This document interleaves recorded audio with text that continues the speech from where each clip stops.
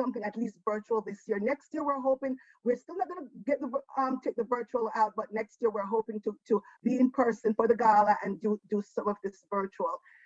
I want to thank everybody for their support and for the encouragement. This was something that we actually planned at the last minute because we know that it had to get done as the world was opening out.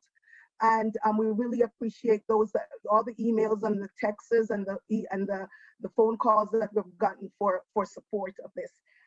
My name is Myra Herman, and I am the founder and the executive director for the Caribbean Heritage Organization.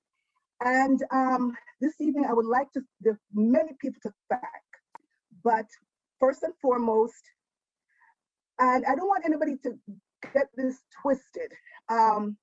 I'm not comparing what I'm going through to what the soldiers went through in a foxhole, but putting on an event is, to me, is compared to whether it's live or online like this one is.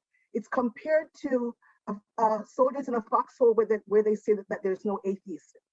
And I'm telling you, first and foremost, I want to thank the God Almighty for where we are today and that we're able to do this. It's only Him who could have made this so possible. And I would like to thank the Barbados, the government of Barbados, and Barbara Bullard with the Shirley Chisholm Social, I'm sorry, guys, the Shirley Chisholm Cultural Institute for trusting me with their name and their reputation to put this on. This is a very big trust, and I thank you guys for doing that. I also would like to thank the Antigua and Barbuda Tourism. They've been with me forever from inception, and every year, Dean Fenton and his team have supported us on this. I really, really, truly appreciate it. The Barbados Tourism Marketing Inc. as well, they were big supporters this year, and for obvious reasons, and I really appreciate their support. The Bob Marley, the Bob Marley Foundation, thank you very much for every year too, you guys have stepped up and helped us out. And I cannot forget the Jamaica Tourist Board. Thank you guys so much. When I called on you guys, there was no question this year, even though I said we're going virtual, maybe we'll be doing it. The answer was yes, and I really, really appreciate Diane Holland and Donnie and everyone there, Paulette and everyone there, the staff that really helped put this together. There are a few other people that persons really that I really need to thank. There's Chutney Rice he works for CMC, who's our partner on this, our media partner in this. Chutney Rice has been, oh my goodness, night and day. I think for a while there, he forgot what time zone I'm on, that I'm 3 hours behind. So he would call me at 5 o'clock in the morning or 6 o'clock in the morning, but making sure everything is going right. Did you hear from this? Did you hear from that? Chetwin, thank you so much for this. Corey Lane, thank you so much in the Prime Minister's office for putting this all together. And my tech team, Austin Kwan. Austin, thank you so very much. You and your team, you helped to keep me somewhat calm. I wish you guys were here with me right now so you could keep even calmer than I'm right now. And Marlon Griffiths. Marlon, yes, he is related to me. That's my nephew, Marlon. He did all the web work and all that and get my head together and tell me, okay, Auntie, slow down. This is what you want. Is that what you want? Is that what you want? Marlon, thank you so much for all of that. And last but not least, and I'm sure that I hope there's nobody else that I've forgotten, but no, not quite last but not least, there is Dorothy McLeod with the Jamaican Cultural Alliance. Dorothy is one of those other people too, and her team are those that really rallied behind us here to get the word out and to encourage and say, you can do it, you can do it, Marva, do it, just do it. And then there is Denise Gardner. Denise Gardner has been with us since '06 when we were at the mayor's office, and when things were going all wrong there, and she was crawling on the tables to find outlets and things to put it in. One of my dear friends, she just came out of the hospital having a heart transplant last month, and she was able to help me tie things together here to this evening. And Denise, I'm glad you're out. I get very emotional when I talk about this because it was a heart transplant that she had to have, and it was an emergency one. And I think that's just about it. So thank you guys again very much. And now I'd like to introduce to you Marcel Greenidge. She's a member of the Bajan and Friends for Health and Education here in Los Angeles, and she will give us the prayer, the opening prayer. Good evening, everyone. Before I do my prayer, I always like to ask my congregation or my audience to hold someone's hand. If you cannot hold someone's hand and you're alone, just put your hands up like I am. The reason why I do this is because we do not know the person's hand that we're holding if we're able to see them again. So in this case, you can always say if you held your hand and held someone else's hand, you can say, you know what, the last thing I remember was holding Marva's hand or holding Barbara's hand. So this is what I like to do. And this evening, this is very, very special, a very special evening for me. I have never done this on Zoom before, so I hope everything goes well. And I would like you to bow your heads in prayer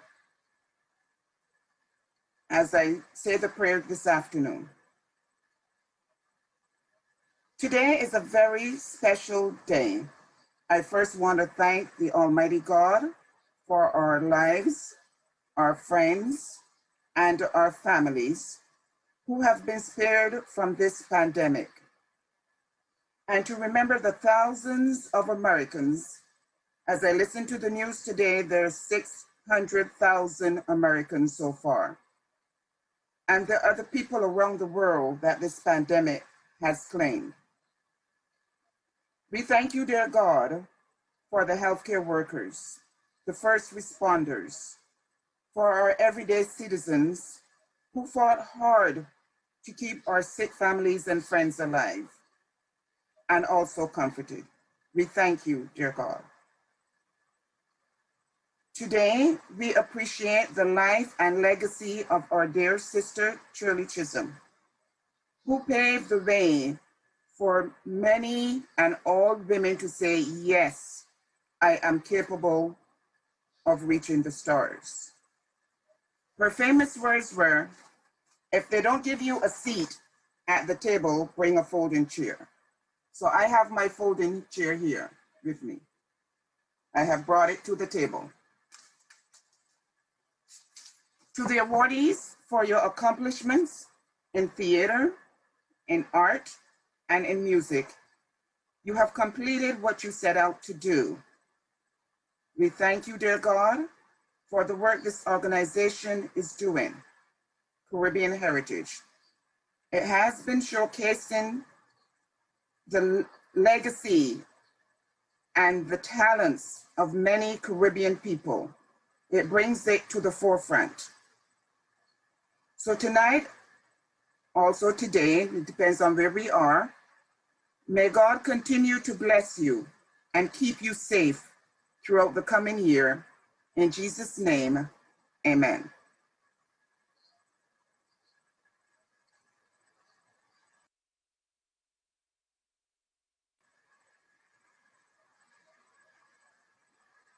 I did that already. Oh, yeah.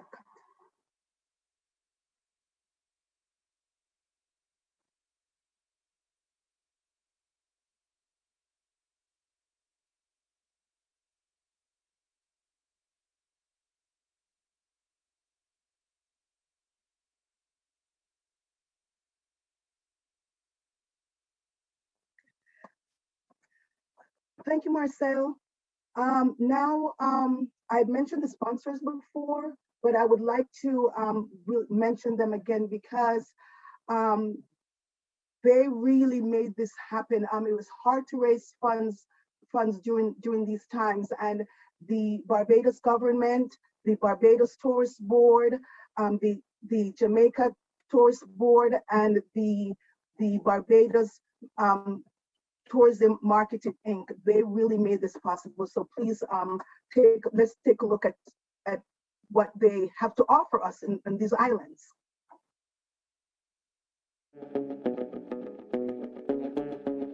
Jamaica. Best decision ever. Feel the sand between your toes and the gentle waves of the sea on your skin.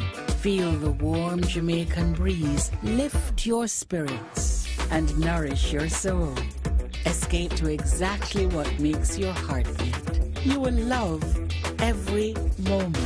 Jamaica, heartbeat of the world. Let's go.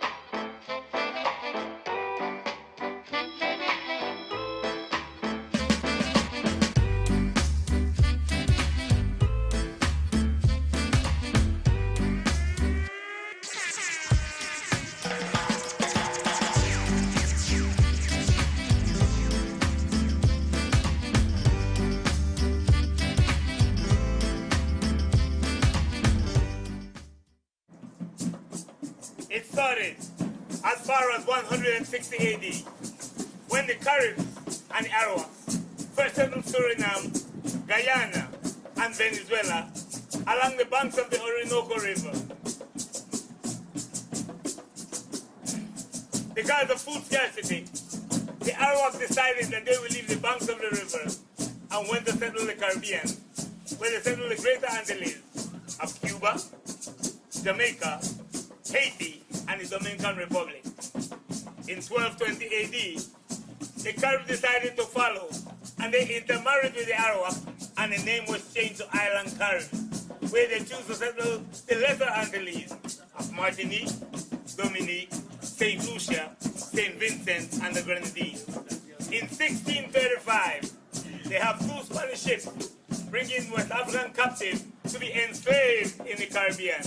Unfortunately, the ship wrecked near Beckwith, St. Vincent, and the survivors of the ship intermarried with the Arawak Carib Indians, and the name was changed to Garinogu, who we are, speaking the Garifuna language.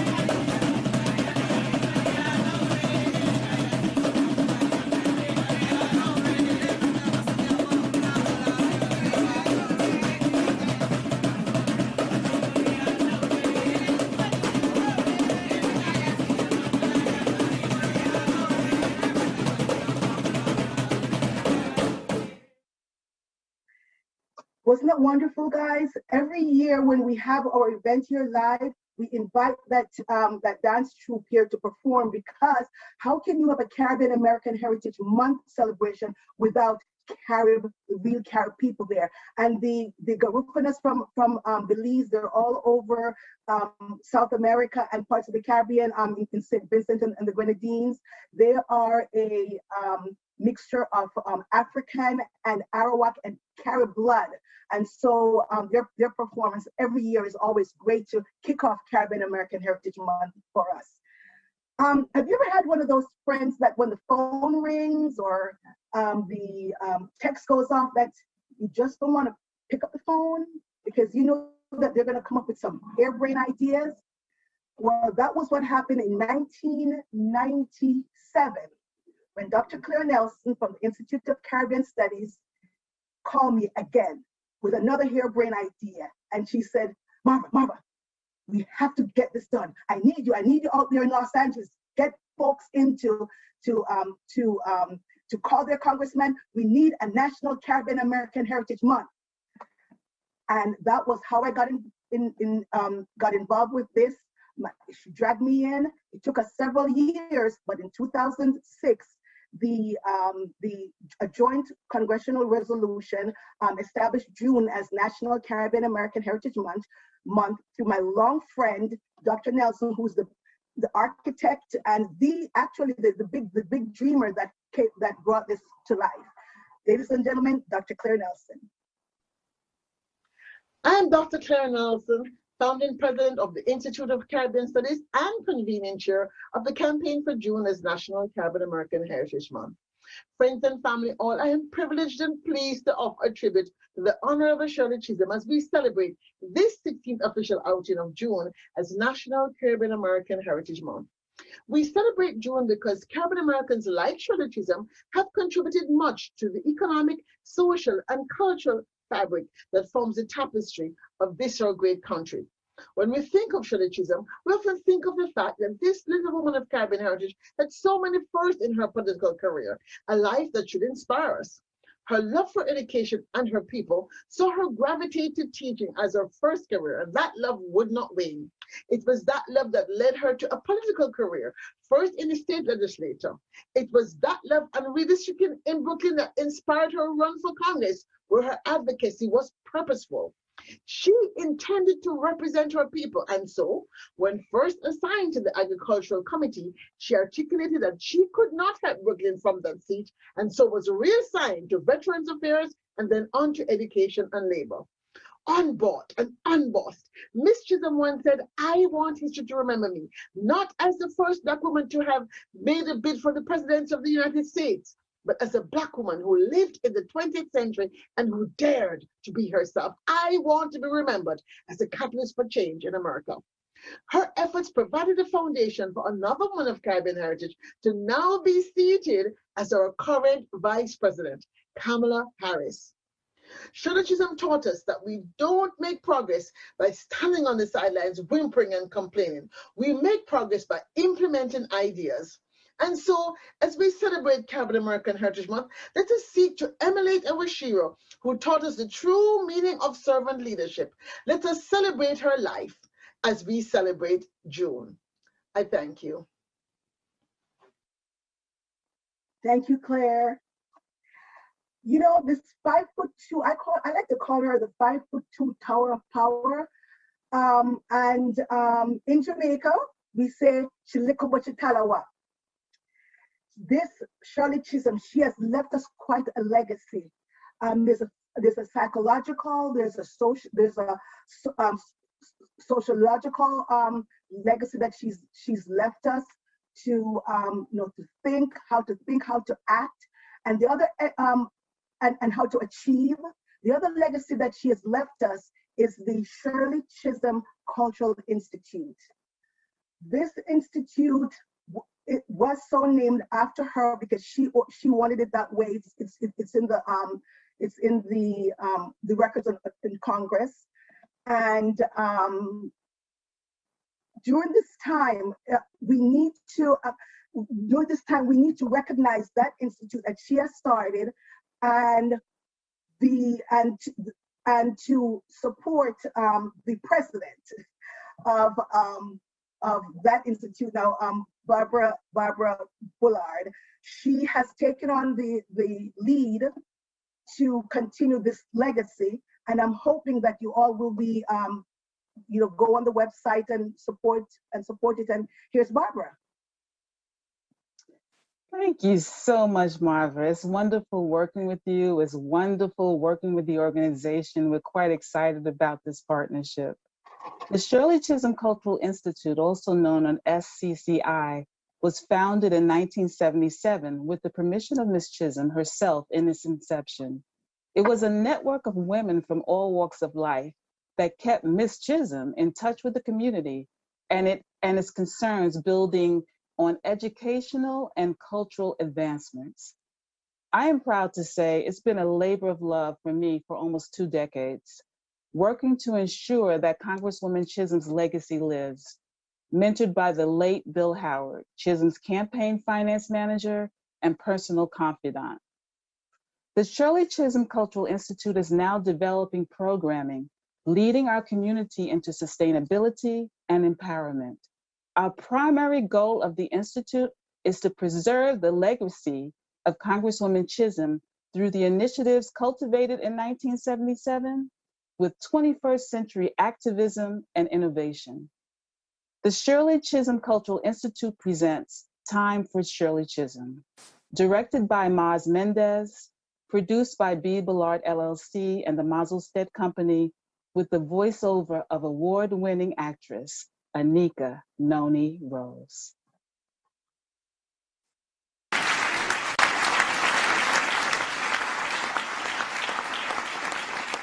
There are people in our country's history who don't look left or right, they just look straight ahead.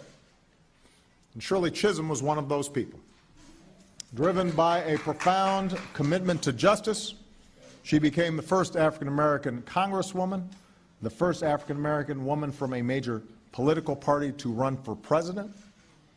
When Shirley was assigned to the House Agricultural Committee, despite the fact that her district was from New York City, she said, apparently all they know here in Washington about Brooklyn is that a tree grew there.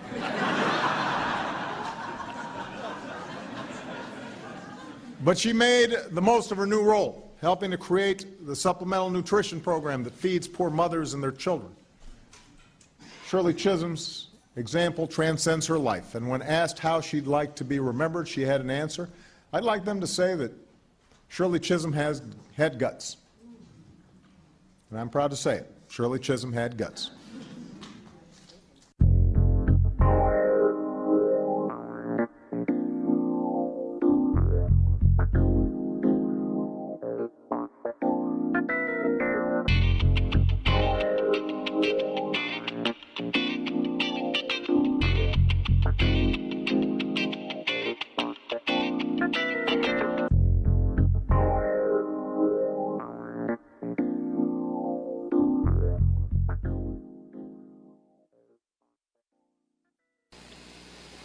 Acting under the mandate of the United States Court of Appeals, the Federal Communications Commission has ordered the Columbia Broadcasting System to provide Congresswoman Shirley Chisholm with 1/2 hour of prime airtime.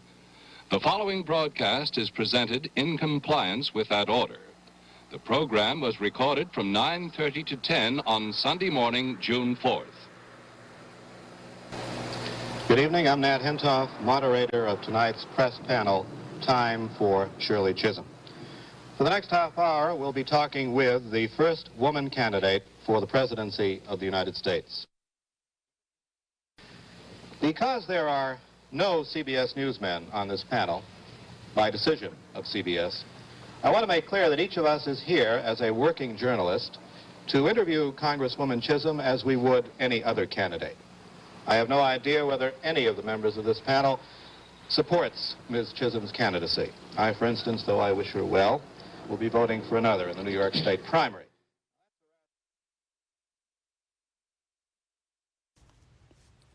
Why do you think you can do this? When a moment has arrived in history for a certain thing, there's no one that can stop that moment, I believe. And I want everyone to clearly understand that although I am a black woman, that I'm a very qualified woman. I'm a holder of 4 college degrees plus 10 points from a PhD in education and administration. I mention these things to you to let you know that yes, it is true I'm black, it is true I'm a woman, but that when you begin to compare me with some of the other candidates that are running, I have very high qualifications. Do you expect to get the blessing of the Democratic Party? Oh, I think it's quite well known that I don't enter most things with the blessings of any party. I think it's quite well known. Anybody who's followed my political career knows very, very keenly that I am the only unbought and unbossed politician. And I mean that literally. And I think that you have to recognize that because I am not white and because I'm not a male, that I am not going to get the blessings of the power structure in this country. So I think we're fooling ourselves when that question is asked of me in terms of whether I'm going to get their blessings. Of course I'm not going to get their blessings.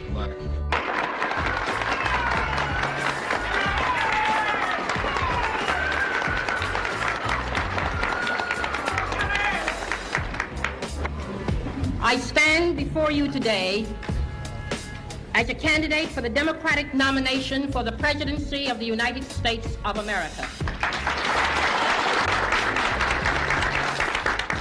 I am not the candidate of Black America, although I am black and proud. I am not the candidate of the women's movement of this country, although I am a woman, and I'm equally proud of that.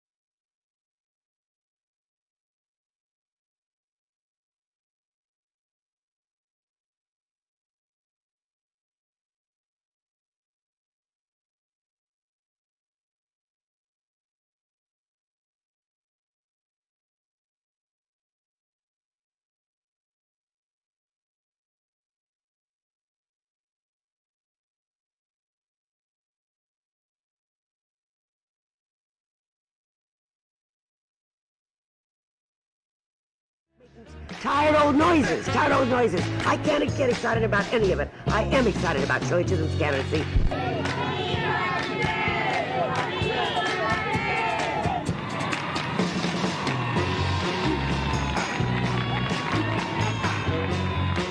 Oh, thank you. I'd like to have Fred Soto, our city commissioner. On behalf of the city of Sarasota, we welcome you here. We got something you can wear and remember our beautiful city here.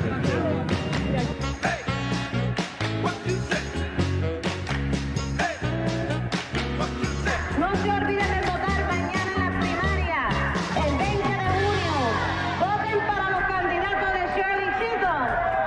Right on, brothers. Before we begin, let me take just a moment to say that ABC News originally had invited Senator McGovern and Senator Humphrey, the two leading candidates for the Democratic presidential nomination, to appear on this program.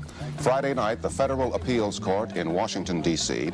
ruled that Mrs. Chisholm must also be invited to participate. From the panel, Mary Breasted. Mrs. Chisholm, Bella Abzug has called your candidacy a symbolic one in her book. Do you agree with that? Well, it may be symbolic in terms of the fact that never before in the history of this country has a woman seriously run for the candidacy for the presidency of this country. So therefore, from that standpoint, it has to be regarded as symbolic. But in addition to possibly being symbolic, since a woman is running very seriously and has been doing that for the past 7 months, although many people don't want to accept this fact, I think it is a real candidacy because I would not have been going all over this country for 7 months, as contrasted to some gentleman who only started about 4 months ago running for the presidency of this country just merely for my health. But yet you have gotten only really 3% of the popular vote. What has kept you in? I think what has kept me in is because nobody knows what's going to happen at the convention. That question, Mrs. Chisholm, forget the personality. If your own candidacy for the top spot should fail, would you actively seek to be on the ticket? Are you now saying that you think you could serve as Vice President of the United States, strengthening the ticket? I could serve as President of this country, believe it or not.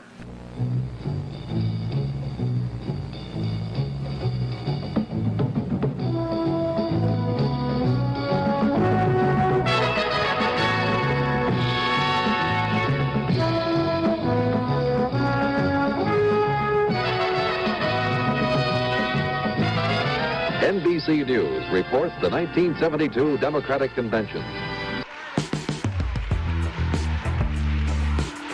Shirley takes the agendas from the Women's Power Movement and the Black Power Movement to the convention in the hopes of shaping a unified Democratic Party platform. The two movements, while fighting for many of the same rights, can only see their differences. Shirley is too black for the women and too female for the men. But Shirley continues the fight for the people.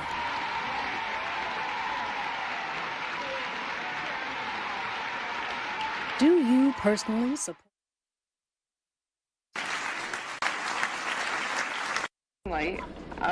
I have considered Senator McGovern the best white male candidate. They dissipate in the potential of black delegate strength at the convention if you come here and try to run a black in a symbolic protest campaign, and that's about what Shirley Chisholm's campaign will amount to. Sure. There's one point that I would like to make, because many people come to the political arena raising the question of whether you can win or lose, and that's an important issue. What happens if Shirley Chisholm does or does not win the California primary? I personally think that Shirley Chisholm can win, particularly in a 4 or 5 person split. I think the potential is very great and very possible, and the point is we've got to get it into people's heads that it is possible for Shirley Chisholm to win. And we're talking about striking out in a whole new course politically in this country if we're going to make it a viable society for people. And so Shirley Chisholm's campaign and candidacy, in my estimation, takes that next serious step. And if we get hung up with the psychological genocide that says, well, gee, we can't win, the point is they told me when I announced it I was crazy, but we won. And the point is that people really are serious about putting a new kind of alternative out there. The Shirley Chisholm candidacy, in my estimation, says put up or shut up, and that's an important point. Burn myself up with what I see, and it makes me more determined than ever to see if I can't conquer it. And I know I can't conquer it, but, it's deep with me. It's not, it's intense, it's deep. I see too much suffering. And then I want to tell these politicians around here, they don't care. They don't care. Her goal was to gather enough delegates to negotiate advancements for black people, Latinos, gays, and women. She almost got enough. But as the tension at the convention rose, even her greatest supporters turned away. Dellins, I know he has supported in recent months the candidacy of Congresswoman Chisholm out of conviction, out of the same kind of sincerity that he brings to this endorsement of my candidacy here today.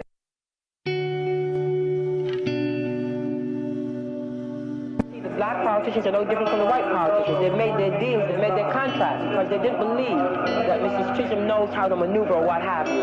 That has always been their problem with me. Don't pay her any mind. But, you know, you can't wish me away. You can't.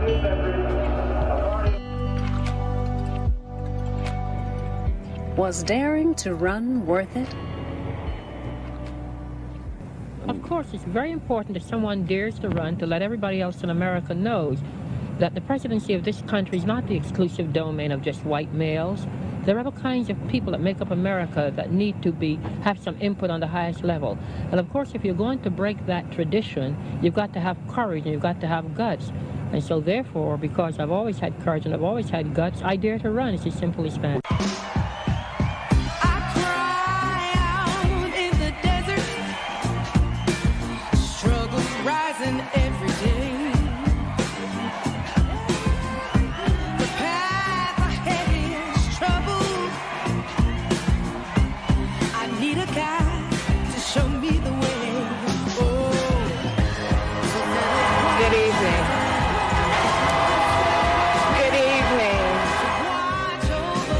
About the American dream.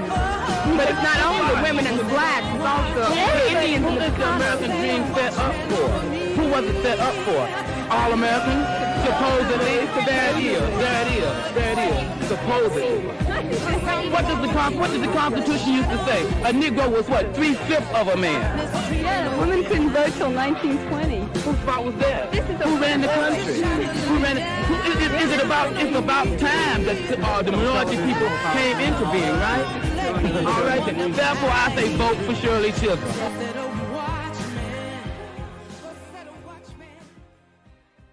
Hello, and welcome to the 2021 Caribbean Heritage Month Festival. My name is Monica Adeco. And my name is Michaela Adeco. And we're both members of the illustrious sorority Alpha Kappa Alpha Sorority Incorporated. Michaela here is my legacy. Yes, we are so grateful to this community for honoring Shirley Chisholm, the first Black woman who was ever elected into Congress and the first Black woman to ever run for president. I'm sure as many of you know, her mother was an immigrant from Barbados. Very accomplished individual. We also want to thank you for recognizing our sorority sister, Vice President Kamala Harris. Kamala Harris is the very first Black woman and woman of Indian descent to hold the position of Vice President of the United States of America. We're also here to celebrate her accomplishments and to recognize her Jamaican heritage. Again, we thank you all so much for your time and hope that you have an amazing time at the festival. Please enjoy and have a great day. Goodbye. Bye-bye.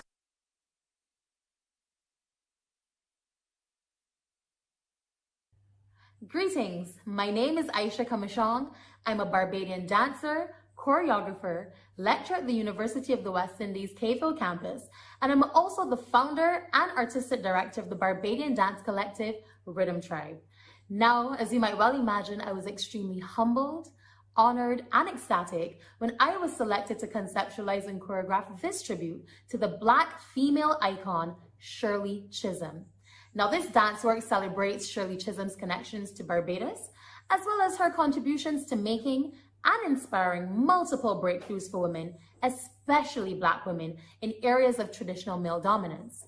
Now, the world knows of Shirley Chisholm's history-making exploits in the USA, but she was also a source of great inspiration right here in her maternal homeland of Barbados. Indeed, the existing statues of several of our outstanding male Barbadian leaders tell their own story of glass ceilings that needed to be broken right here in Barbados as well. And definitely, Shirley Chisholm's example was an inspiration to many Barbadian women. Indeed, several of our female trailblazers were impacted by Miss Chisholm's oft-repeated advice: if they don't give you a seat at the table, bring a folding chair. And in fact, no less than our very own first female head of government, the Honorable Mia Amor Motley, cites Shirley Chisholm as an inspiration to her. So this then is Rhythm Tribe's tribute to our Shirley, unbought and unbossed.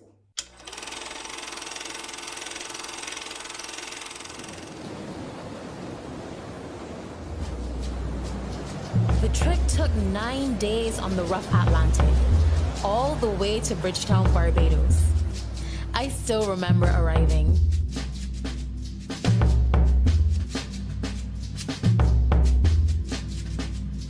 boarded the bus to ride to the village of Vauxhall where we were going to live.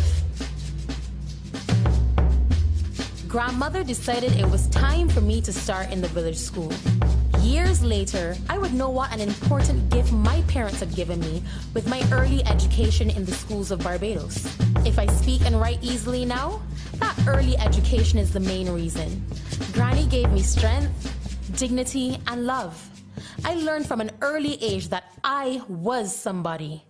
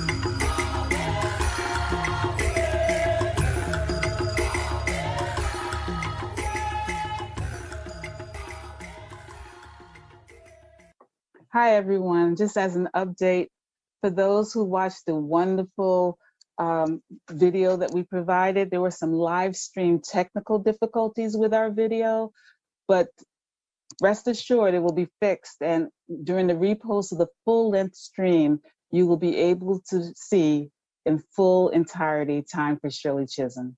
Thank you. Good evening. As Barbados' ambassador to the United States, it gives me the greatest of pleasure to introduce to you the Prime Minister of Barbados, the Honorable Mia Amor Motley. On May 24th, 2018, Prime Minister Motley became the 8th Prime Minister of Barbados and our first female Prime Minister. It's therefore important that at an event like this, to celebrate a champion of the unbossed and unbought, that Prime Minister Motley should address you. Good evening, and thank you. Good evening, all. As the leader of a small developing nation in 2021, paying tribute to a woman whose contribution to our world I don't think we've quite come to appreciate fully, I can't help but wonder if somehow Shirley Chisholm possessed a crystal ball. How else can one explain in today's context the absolute relevance of that famous statement that she made 2 generations ago? If they won't give you a seat at the table, bring a folding chair. At that time, Shirley Chisholm was referring to the challenges faced by blacks, by women and other minorities in the United States. Today, many of the prejudices that drove them still exist, regrettably, for too many of us. As small, vulnerable nations, we are being constantly deprived of that coveted seat at the table. And yes, if we are to overcome the challenges of being ignored or being treated as though we're invisible on matters that are critical to our capacity to flourish, then as small nations, we must take her advice and bring our own folding chair. We have no choice, my friends, but to be bold. That never-say-die spirit that allowed us to survive the harshest trials that history could throw at us must once again enable us to grab our folding chairs and camp out on the steps of those who seek to deny us what is rightfully ours as equal partners. In the face of COVID-19 and all the inequalities that it has thrown up and exposed, the climate crisis, and indeed the impact on the least offenders being denied access to the concessionary funding that is needed to fight the climate crisis, we cannot allow ourselves to continue to be treated as though we are invisible. No, not when we've had her experience, her example, and we're now guided by her legacy. Not when we know that we as people of African descent are made of the same spirit that breathed into her, the fire in her belly, as we would say here, and created the woman that we celebrate and honor today. I am delighted by this opportunity to say how much we appreciate what she has done for women, people of color, for the Caribbean region, and of course for the United States of America. She was a kindred spirit who made us proud, all, whose achievements gave voice to our dreams and aspirations, and who today, her message is still as relevant as it was 50 years ago. Shirley Anita St. Hill, as she was born, is as West Indian a name as they come. She spent, yes, her formative years in Barbados. In recalling her parents' decision to send her to Barbados to her Barbadian grandmother, she remarked, and I quote, "Granny gave me strength, dignity, and love. I learned from an early age that I was somebody. I didn't need the Black Revolution to tell me that," unquote. That is a statement that many of us in Barbados are familiar with because many of our grandparents and our parents have reinforced that in us. For me, it is even more special because I spent 2 years living with my grandmother in the district right next to the district where Shirley Chisholm was raised. I in Sergeant's Village, she in Vauxhall. And indeed, that message was as clear to me then as I'm sure it was to her. And for that, I felt that we had a special relationship because that's what little girls are made of when they see people that resonate with them and reflect their dreams and aspirations. But she wasn't only Bajan, and it wasn't only Barbadian values that shaped her. She was a Caribbean woman. In many respects, the Jamaican activism that she was exposed to in her politics of her father who, by the way, was an ardent supporter of Marcus Garvey. And this background, therefore, of how she was raised and what she was exposed to in terms of activism coupled with her immense oratorical skills and her immense courage, made her entry, I believe, into politics and representation inevitable. Any analysis of her experiences broadens our understanding of the role that black immigrants, and in particular female immigrants, played in shaping both the politics and the institutions of the United States of America. Her entry into Congress in 1968 as the first black woman was an audacious step with massive import for the subsequent participation of black women in American politics at the highest level.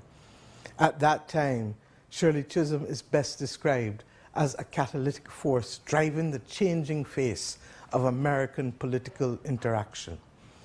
As I said, I believe that her influence on me was not only as a little girl, but over the course of the 30 years that I've been in public life, I've had cause to use many of her statements, but the one that I've kept closest to me is a simple one, 3 words: unbought and unbossed. My friends, it has served me well. 49 years later, when President Biden chose Kamala Harris as his vice presidential running mate, he validated Shirley Chisholm's vision. I want to salute Vice President Harris for acknowledging the trailblazing path which Shirley Chisholm laid for her, as I know it did for me and many others to follow. There is no doubt that Vice President Harris, in winning her seat at the table, will build on this amazing legacy. However, that has not signaled in any way the end of an era of the folding chair. Remember, it is not a historical artifact. The fight, my friends, regrettably, is still very much alive. I want to congratulate, therefore, Madam Vice President, yourself, for as Shirley Chisholm did, you stand as a light to brighten the path for all women, old and young, regardless of where they are in the world, regardless of where they have come from, but recognizing that that example shall inspire all of those little girls, just as the example of Shirley Chisholm inspired me as a young Barbadian girl in a district next to the one in which she was raised. I pray that the spirit of Shirley Chisholm shall long live within us, and that she may inspire another generation of young girls to reach the very, very highest heights. Thank you. Hello, everyone. My name is Diane Holland, and I'm the Western United States Business Development Manager for the Jamaica Tourist Board. We are so delighted to participate in this wonderful event to celebrate 2 Caribbean American trailblazers.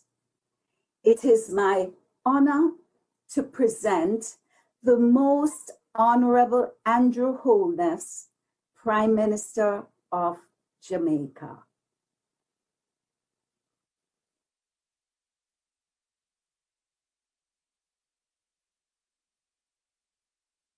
My fellow Jamaican and Caribbean nationals, I am delighted to join you in celebrating National Caribbean American Heritage Month.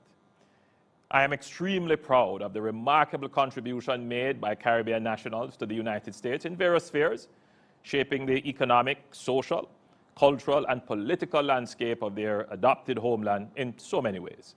From the classroom to the boardroom, from the corporate world to the hallowed halls of Capitol Hill, our nationals continue to demonstrate that unconquerable rhythm of the Caribbean spirit. Jamaicans and Caribbean nationals at home and abroad beam with pride at the ascension of the Honorable Kamala Harris to the office of Vice President of the United States. We wholeheartedly congratulate her and wish her every success in discharging her duties at this critical juncture in U.S. history. It is with great pride that I also pay tribute to former Congresswoman Shirley Chisholm, daughter of immigrants from Guyana and Barbados and wife of Jamaican Conrad Chisholm. The late Shirley Chisholm holds the distinction of being the first black woman to be elected to Congress in 1968, the first black majority party candidate to run for President of the United States, and the first woman ever to run for the Democratic Party's presidential nomination in 1972. The Honorable Shirley Chisholm ran a pivotal and catalytic leg in the relay of political change in America.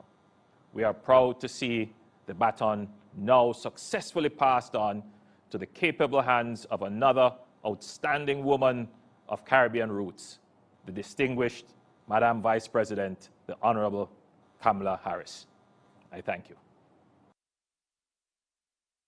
That was my Prime Minister, folks. Anyway, we have some giveaways here that Ziggy Marley and the Tough Gun Worldwide has donated for some very smart people in the audience.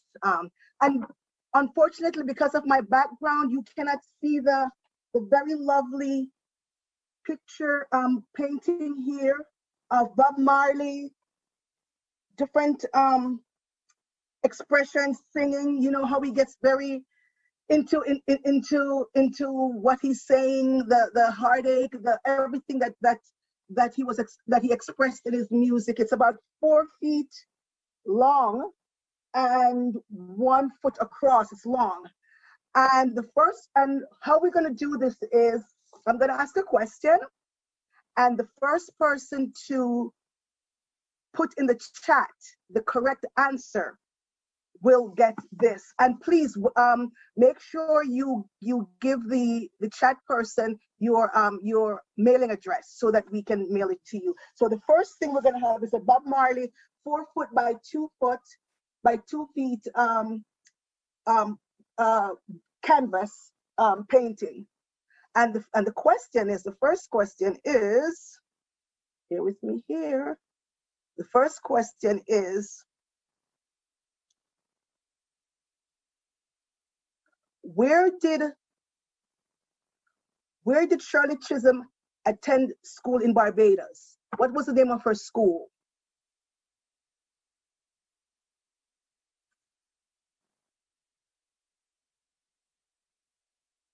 Okay, so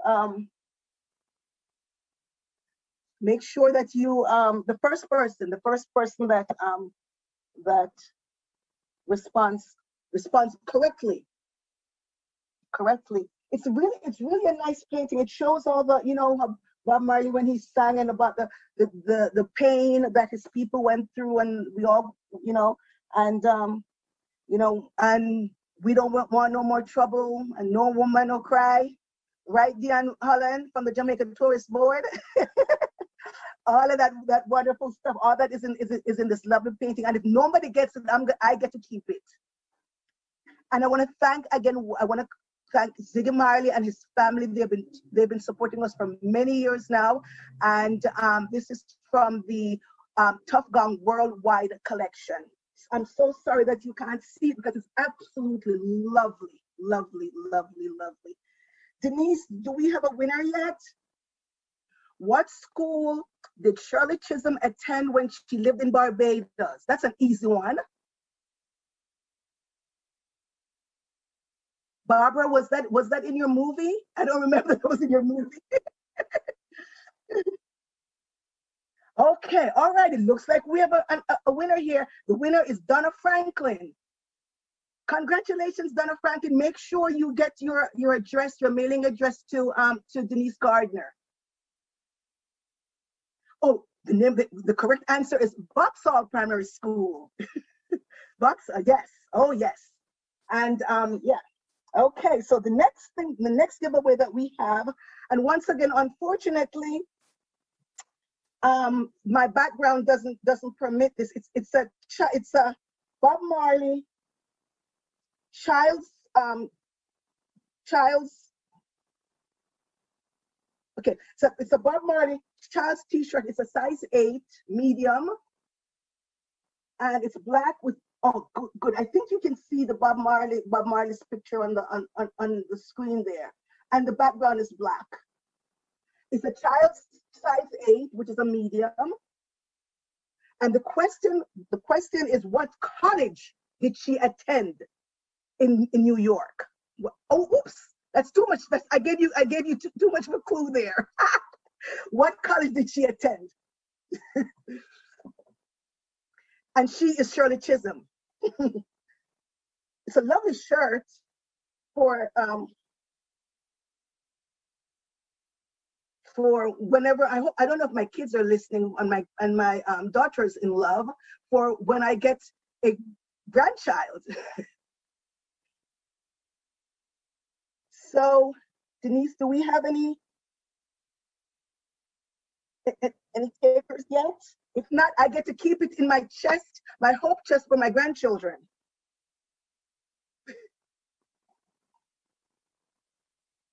And I think we may have someone.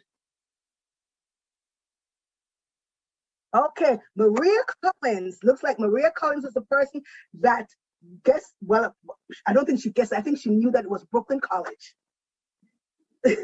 Thank you, Maria. And don't forget to get your information to Denise.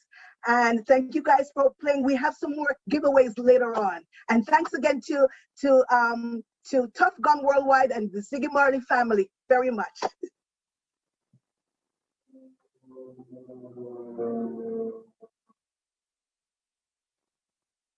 I am. Thank you, Marva. And on behalf of our Caribbean community, let me thank you for elevating our ancestral giant, Miss Shirley Chisholm, who left us with many gems, one of which is, if they won't give you a seat at the table, bring your folding chair. And as you see, I'm ready with my folding chair. When Luther Powell and Maud McCoy Powell left their island home of Manchester, Jamaica, bound for Harlem, New York, little did they know what impact this act would have on our history. It is because of this why today I have the pleasure to introduce to you someone special, a great achiever who also earned many accolades. He was the first African American and the youngest person to hold the office of Chairman of the Joint Chief of Staffs, as well as the first African American to be Secretary of State. Ladies and gentlemen, I present to you retired 4-star General Colin L. Powell. Good evening, everyone. This is General Colin Powell, and it's a great pleasure for me to be with you this evening. Dorothy, I thank you for your kind and generous introduction. And I also want to thank the Caribbean Heritage Organization for putting this evening together. It's an important evening for all of us who are here, but especially for the two women that we will be honoring in the course of the afternoon and evening. And I want to let you know, I didn't miss anything. I brought my folding chair, and it folds. Great pleasure to be with you. I want to talk about where I came from. I came out of Harlem, where I was born, and then I went on to the Bronx, where I was raised. But it started as a Jamaican background, as something my parents gave me. Both of my parents are Jamaican subjects. They came out of Jamaica in the 1920s. They got jobs here in New York City. And in New York City, they were able to make a living. And they were able to raise two children, me and my sister. My sister went on to become a very, very prominent teacher out in California. I became a soldier. I became a soldier because it's something that fit with me and something I wanted to do for the country and to serve with young people who were going into the military. It's important to understand, however, that when I became a soldier, I went into the Army with certain instructions from my family. And my mother said, my father said, you know, we want you to do your very, very best at all times. Do you understand that? We expect you to do your very, very best. Because you could get in trouble in the South Bronx. And when they were through with that, they said, but here's the most important thing. Don't do anything ever that shames the family. And that was the Jamaican tradition. Never shame this family.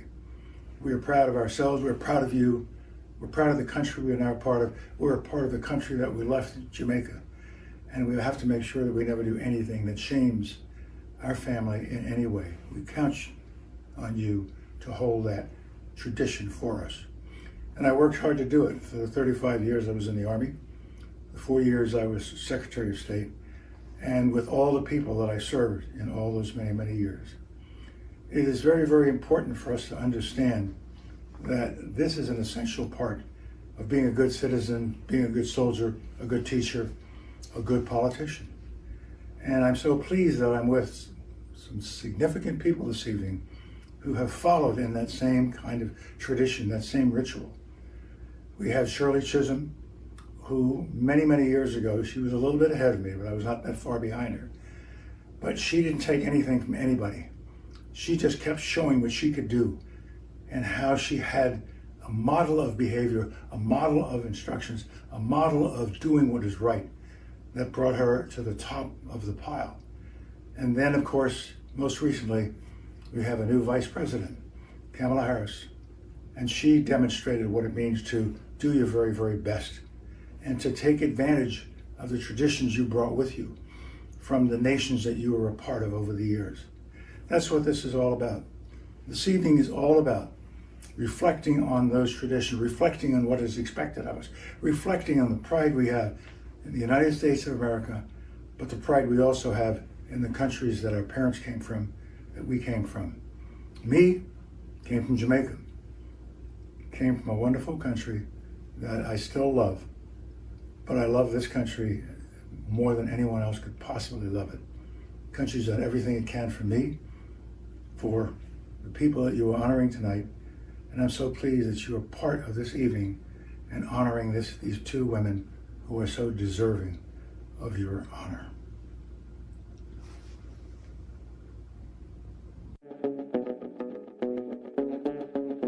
Jamaica. Best decision ever. Feel the sand between your toes and the gentle waves of the sea on your skin. Feel the warm Jamaican breeze lift your spirits and nourish your soul. Escape to exactly what makes your heart beat. You will love every moment. Jamaica, heartbeat of the world. Let's go. Bajans and Friends for Health and Education. We are a nonprofit 501c3 organization established to promote Barbadian culture and awareness of our island through providing assistance in education and health-related issues. We are committed to helping our Barbados community, other Caribbean islands, as well as various Southern California communities. We have adopted and sponsored All Saints Primary School in St. Peters, Barbados. Donated books to Red Plastic Bag for the Red Foundation.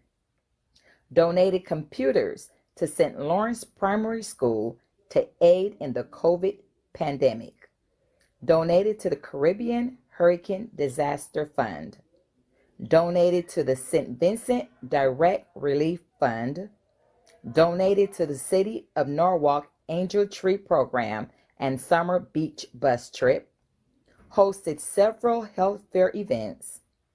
Each year, Bajans and Friends for Health and Education awards 2 educational scholarships to students of Barbadian heritage, or club members and their immediate families. Each year, a book scholarship is awarded in memory of Ivan and Cordelia Daniel. To preserve our cultural heritage, each year we celebrate Barbados' independence with our scholarship and awards banquet in November. We travel up the coast to Santa Barbara, where we enjoy Bajan food and fellowship on the beach in June. We celebrate the delicious food of Barbados in July at our annual fish fry. We gather for a day filled with games, music, and food at our picnic in September. All of the money that we raise goes directly to supporting the Bajan and local Southern California communities and schools. From our scholarships, supporting of teachers and schools, by donating supplies, and much more, we strive to give back. Help us make a difference. Every donation counts and enable us to do more. To donate, visit our website, bajansandfriends.com. Thank you.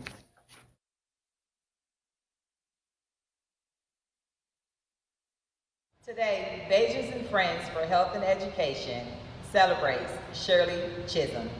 American politician, first Black woman to serve in Congress and to run for the president for the Democratic Party. Educator, author, outspoken, resilient trailblazer, Barbadian descent, community activist. Thank you, Shirley Chisholm.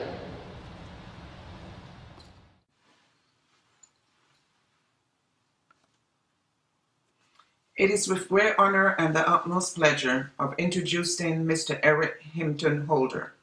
Mr. Holder was born on January the 21st, 1951 in the Bronx, New York. He earned his high school diploma and a Regent Scholarship from Stuyvesant High School. Mr. Holder received his BA degree in American History from Columbia University, where he became active in civil rights. He graduated from Columbia Law School in 1976. As a law student, Mr. Holder clerked for the NAACP Legal Defense Fund and the Department of Justice's Criminal Division in 1974 and 1975. The Department of Justice clerkship led to his first job after law school. In this position, Mr. Holder prosecuted public officials accused of corruption. In 1988, Mr. Holder was nominated by former President Ronald Reagan to become an associate judge of the Supreme Court of the District of Columbia, where he presided over civil and criminal trials. He resigned from his judgeship in 1993 to accept President Bill Clinton's appointment as U.S. Attorney in 1997 for the District of Columbia, becoming the first African American to serve in that position. During his 4-year tenure, he created a domestic violence unit, implemented a community prosecution project, and developed Operation Ceasefire, a program aimed at getting guns out of the hands of criminals. In 2007, Mr. Holder joined Barack Obama's presidential campaign as a senior advisor and served on the 2008 Vice Presidential Selection Committee. On December 1, 2008, President-elect Barack Obama nominated Mr. Holder to become the 82nd Attorney General and the first African American to hold that post as Attorney General. Mr. Holder supported LGBTQ rights and initiated a crusade against racial profiling. In August 2014, Mr. Holder became controversial again when he ordered the Department of Justice to investigate events surrounding the death of unarmed Black teenager Michael Brown at the hands of Ferguson, Missouri police officer Darren Wilson. He ordered the DOJ to investigate possible civil rights violations related to the shooting and excessive force Ferguson police used against Brown supporters following the incident. On September 25, 2014, President Obama accepted Mr. Holder's resignation as Attorney General. Mr. Holder's career as public service spanned almost 40 years. I must say I'm a proud Barbadian, and Mr. Holder is of Barbadian descent. His favorite vacation spot is on the beautiful island of Barbados. The name Eric means sole ruler, powerful. It is associated with kings of Sweden, Denmark, and Norway. Mr. Holder, you exemplify the name, and your accomplishments show the true character of leadership.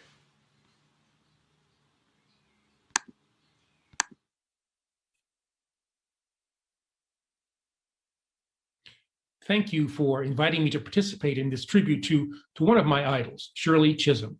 In particular, I want to thank Michelle Greenidge and the Bajan Friends for Health and Education, as well as the Caribbean Heritage Organization for including me in this event. You know, as a son of Barbados, I am proud of Congresswoman Chisholm and am grateful for her life's work, which made my career possible. She was an accomplished, dynamic, pioneering woman who was unafraid to speak truth to power. The strength of her example opened doors for countless others and dispelled harmful notions concerning Black people and women held by too many in our society. She made the nation more fair.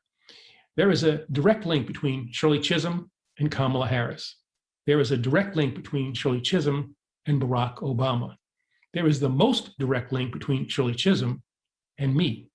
We are all beneficiaries of her vision and her courage, but at the time she occupied the national stage, she was held up to me by my Bajan parents as to what was expected of intelligent, hardworking West Indians, what was made possible by commitment and dedication to a cause. As a young man, I marveled at her audacity status quo. She made this nation better. Now, I've tried in my public service to emulate Shirley Chisholm and use whatever power I've had in the way that she did, in service to the people. More than ever, this nation needs the power of the example of Shirley Chisholm. But we've made great progress. This is still a country bedeviled by racism and sexism, a place where too many people are denied opportunities to which all are entitled. You know, in our continuing struggle for equality, there are going to be hard times. There will be defeats. We must look to the work and the dedication of Shirley Chisholm to bolster us, to strengthen us in our resolve to make America a more just place. A great West Indian, a proud Bajan, Shirley Chisholm showed us the way. It is our obligation to follow her example. Thank you.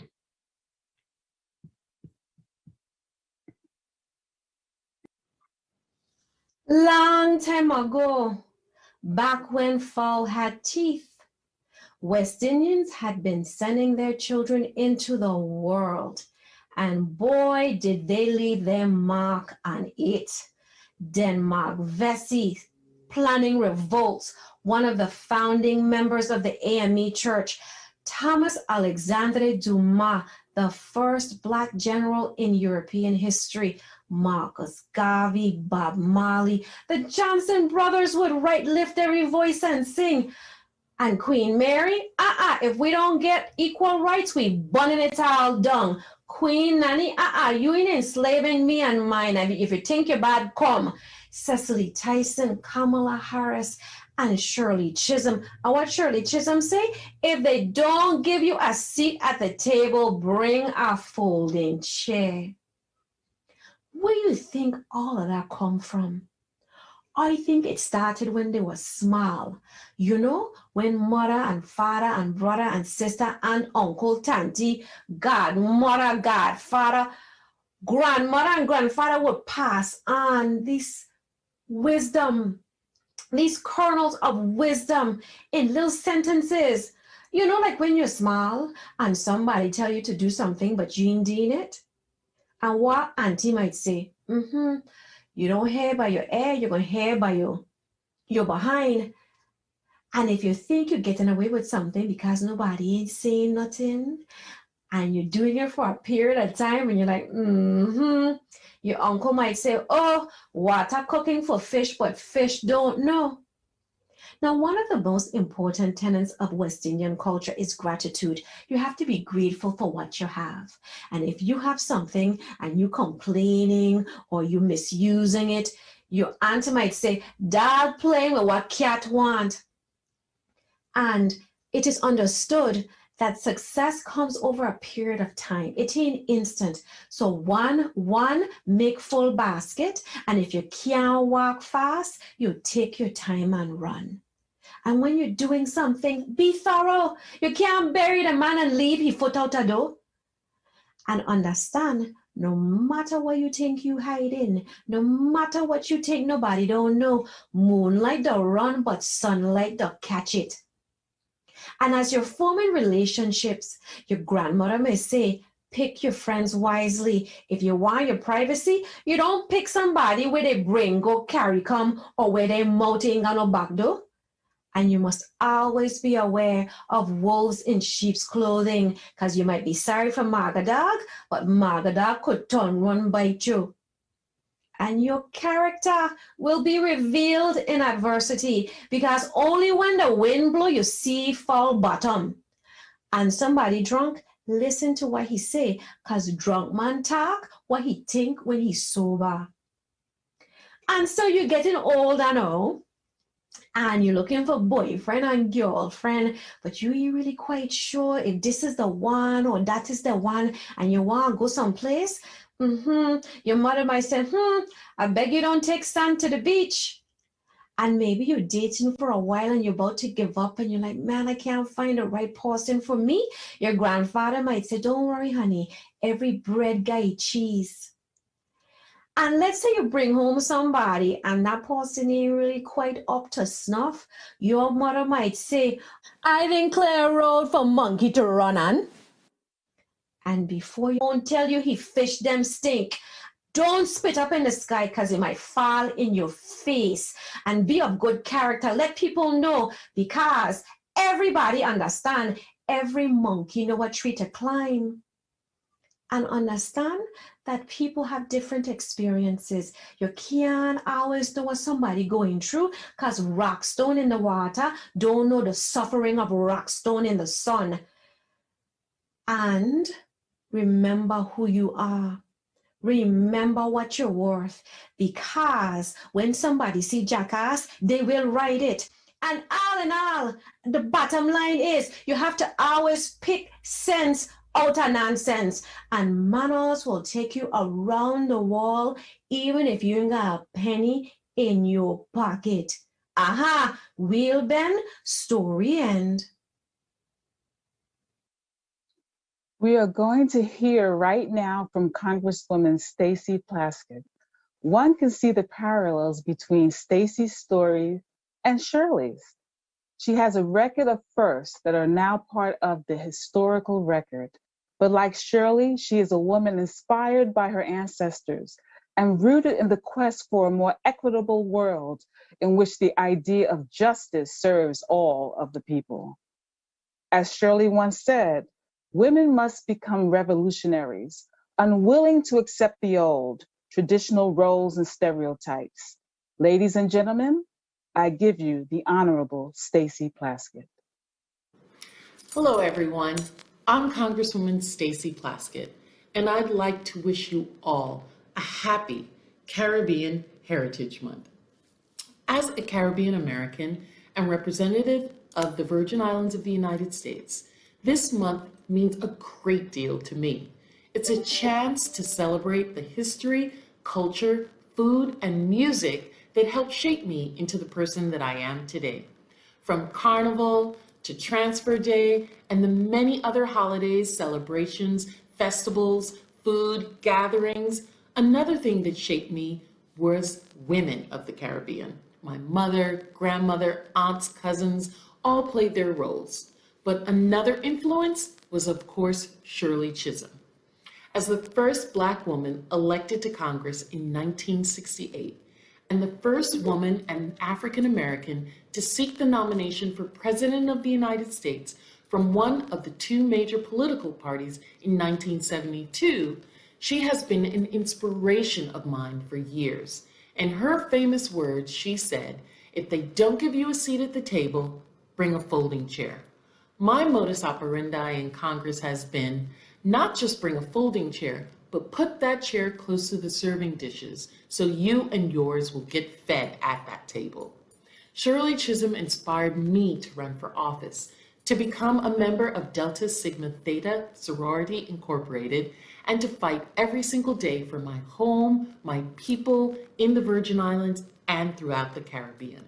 We've seen many leaders of the Caribbean descent throughout the years, such as Sheila Jackson Lee, Frederica Wilson, and my fellow Brooklynite Yvette Clarke. Because of Shirley Chisholm's groundbreaking work, we have two Black women serve on both recent impeachment trials, and I became the first non-voting member of a territory to do so. Additionally, across the country, we've seen a new generation of Black political leaders do amazing things, while a legion of vital Black women voters push for long neglected reforms. But Black women are still vastly underrepresented nationally among political candidates, making only 2% of challengers to incumbents. While having a Caribbean American woman as vice president is absolutely a game changer, we must make sure that our community has the opportunities that all Americans enjoy to solidify wealth creation, economic development, educational parity, and to eliminate health disparities. We must have Caribbean women winning at every level and in multiple counties, states, territories, and at the federal level. I know we can do this together. As we celebrate this Caribbean Heritage Month, I'd like to honor, thank, and remember Shirley Chisholm for blazing a path forward for all of us. Thank you. Greetings and salutations. I'm Dr. Claire Nelson, founding president of the Institute of Caribbean Studies and convening chair for the Movement for National Caribbean American Heritage Month. What a blessing it is to be celebrating this 16th official outing of the month, due in large part to the leadership of my hero, Congresswoman Barbara Lee. A community advocate and small business owner, Congresswoman Barbara Lee was first elected to Congress in 1998, and her courageous leadership is legendary. She inherited an unbought and unbossed spirit from her political mother, the Honorable Shirley Chisholm, and she brought this spirit to her change-making. She has always worked to ensure policies that comprise a for the people agenda, which is why she's been a champion of so many Caribbean causes. Well, as the mother of National Caribbean American Heritage Month, I want the world to know that since 2004, Congresswoman Barbara has been playing doula and godmother through the late stages of gestation and birth of this dream when she tabled the first resolution. She reintroduced the resolution in the 109th Congress, H. Connor Res 71, which passed the House in June 2005 and the Senate in February 14, 2006. Best Valentine's Day present ever. So we honor our shared history and we co-create our shared future because of partners and friends like Congresswoman Barbara Lee. So as we pay tribute today to the Honorable Shirley Chisholm, it gives me great pleasure to introduce one of her daughters, one of my mentors, and the godmother of National Caribbean American Heritage Month, the Honorable Congresswoman from California, Barbara Lee. Hello. I am so happy to be able to bring celebratory greetings to the Caribbean Heritage Foundation as we begin celebrating another Caribbean American Heritage Month. Now, I would not be Congresswoman Barbara Lee had it not been for Congresswoman Shirley Chisholm. She opened so many doors for women, African Americans, and people of color to run for elected office. Because of Shirley Chisholm, Kamala Harris is the first African American, the first South Asian American, and the first Jamaican American to hold the second highest office, and of course, the first woman. When I attended Mills College in Oakland, California, I invited Congresswoman Chisholm to Mills College to address the Black Student Union as the first African American woman elected to Congress. But lo and behold, she was also running for president of the United States. I was immediately inspired by her story. She pushed me to register to vote and to get involved in her campaign. She knew that Black women had unique perspectives and life experiences that would strengthen our country. As she said, if they don't give you a seat at the table, bring a folding chair. Well, I am so proud to say that we have brought our folding chairs, and yes, we are here to stay. There are now 142 women serving in Congress, and Black women are continuing to lead. We have now more than 23 Black women serving in Congress, several of whom are of Caribbean descent and leading on the critical issues in the United States and our neighbors in the Caribbean. That's because of Shirley Chisholm. She was more than the first Black woman elected to Congress. She was more than the first Black woman to run for president of the United States. She should be remembered for what she was, and that was a catalyst for change who was unbought and unbossed. Nearly 50 years after Congresswoman Shirley Chisholm mounted her historic run for president as the first Black woman to do so, we are celebrating the achievements of another history maker and champion for families, immigrants, and communities of color, Vice President Kamala Harris, who was born in my congressional district and raised in my congressional district. How proud we are of her in Oakland and Berkeley, California. Congresswoman Chisholm and Vice President Harris are two shining examples of trailblazing women of Caribbean descent making history. I recently reintroduced my legislation again to recognize June as Caribbean American Heritage Month, and this year's proclamation included Vice President Harris as a historical figure to be recognized. Also, I was so proud to have led to create the beautiful Shirley Chisholm stamp and to have her portrait displayed in a prominent place in the United States Capitol. And now I am so excited to support Congresswoman Yvette Clarke's legislation to honor her legacy with a statue in the United States Capitol. Congresswoman Chisholm showed me, Vice President Harris, and so many to show up and fight for equality and justice and to dismantle racial and gender oppression. In celebration of Congresswoman Shirley Chisholm's legacy and the enormous achievements of Vice President Kamala Harris, let us speak out and do the work for a better world. Let us continue celebrating the accomplishments of the amazing Caribbean American community across the United States. Happy Caribbean American Heritage Month. Thank you again. A Baptist preacher, a man of God, and a revolutionary leader who is changing the world by rising up to defend our country. When Shirley used to say, "You don't make progress by standing on the sidelines, you make progress by implementing ideas." She was speaking of leaders like Senator Warnock. When people asked her for advice, Ms. Chisholm would hold her finger up and say, "Always aim high." And the Honorable Raphael Warnock always reaches for the very highest. Let's hear from Senator Raphael Warnock. Hello, and thanks to the Caribbean Heritage Organization for inviting me to participate in this virtual celebration. I'm so very proud to be able to join you, especially as you honor the Honorable Kamala Harris, the first woman, the first African American, and the first Asian American Vice President of the United States of America. And I'm equally thrilled to join you as we celebrate the contributions of the incomparable Shirley Chisholm, an icon throughout the diaspora. As the first Black woman ever elected to the Congress, and one of the founding members of the Congressional Black Caucus, Shirley Chisholm wasn't just a trailblazer. She was an architect of the new and emerging American nation, a nation that pushes us closer toward our ideals of justice and equality. Always speaking truth to power, Congresswoman Chisholm pushed our nation to secure the blessings of liberty for all of its citizens. And the rich legacy of her work and her influence is embedded across our country, all the way to the White House.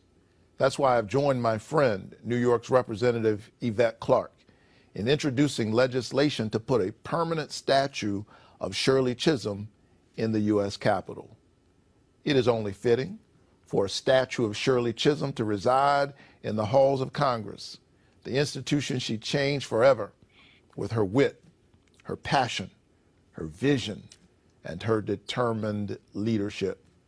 And so I'm glad to have the support of organizations like this one as we work to bring our vision to fruition. So thank you so very much for everything you're doing to keep Shirley Chisholm's legacy alive, and know that you will always have a partner in me. Keep the faith and keep looking up.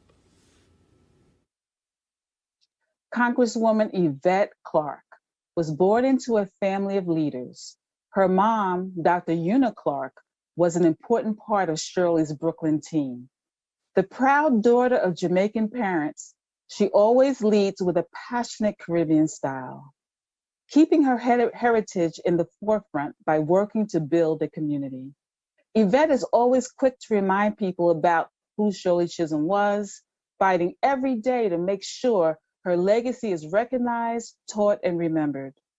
Shirley used to say, "You have to lead with strength, dignity, and love." I can't think of better words to describe my friend, the Honorable Yvette Clarke. On behalf of the Caribbean Heritage Organization, I am honored to present Congresswoman Yvette D. Clarke, the inaugural Caribbean Heritage Shirley Chisholm Legacy Award. Greetings, everyone. I'm Congresswoman Yvette D. Clarke, and I proudly represent New York's 9th District, that's Central and South Brooklyn. And it is such a distinct pleasure and honor to be before you as a recipient of the 2021 Caribbean Heritage Shirley Chisholm Legacy Award as we commemorate Caribbean American Heritage Month. As we are all aware, the Honorable Shirley Anita St. Hill Chisholm was the daughter of Caribbean immigrants, the first Black woman elected to the United States Congress, and the first woman ever to run for the presidency of the United States in a major political party. Congresswoman Chisholm lived her American dream out loud. Her trailblazing leadership, her charismatic persona, in concert with her audacious eloquence and sheer elegance, brought to the world our fight for justice through the embodiment of a petite woman from Brooklyn. And I must say, it brings me a particularly poignant sense of pride to accept the award named in her honor, having fully embraced and built upon the pioneering work that she started and knowing that I am a product of her legacy. I'm fully vested in the seat in the House of Representatives that was in part represented by the late, great Congresswoman Shirley Chisholm. The gravity of holding this historic seat fuels my passion for the people I represent. My commitment and dedication to the well-being and quality of life for the people of my constituency, which is my lifelong home, remains steadfast because my parents equipped me with the activism, political prowess, and empathy required to represent this most magnificent district. As the only Black woman to represent New York State in our congressional delegation, I revel in the opportunity to champion issues such as comprehensive immigration reform and the U.S. Caribbean foreign policy. As such, I serve as co-chair of the House of Representatives Caribbean Caucus, a founding member and co-chair of the newly formed Haiti Caucus, and the chairperson of the Congressional Black Caucus Immigration Task Force. I execute in these roles due to the fierce advocacy and immeasurable resource of unyielding support in my corner, the proud people of my district, and the rich tapestry of the Caribbean diaspora that is global.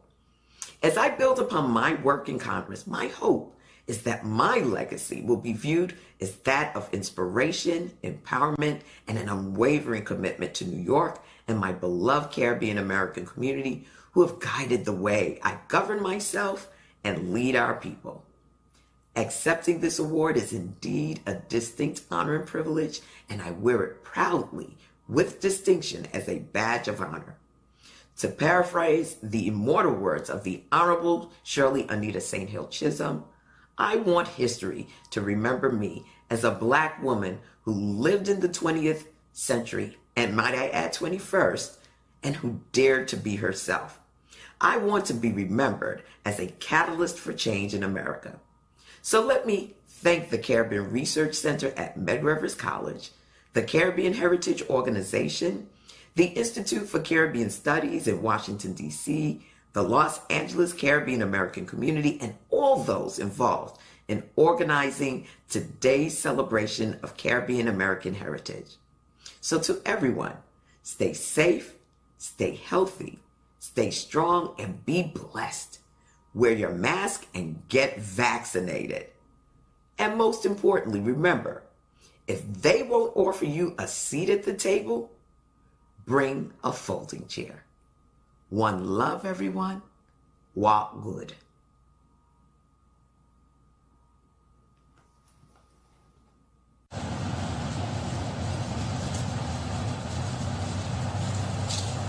If they don't give you a seat on the table, you can always bring yours to be a part of it. It's all about keeping the unity and diversity. Hi, Hi, I'm Denise Mabula, the founding director, instructor, and choreographer of Jaya Devi Arts, Inc. Our mission is to preserve, promote, present, educate, and unite the arts and culture from Trinidad, Guyana, Jamaica, Suriname, and other parts of the Caribbean where our Indian ancestors arrived. We are Indo-Caribbean people, and our ancestors came from India.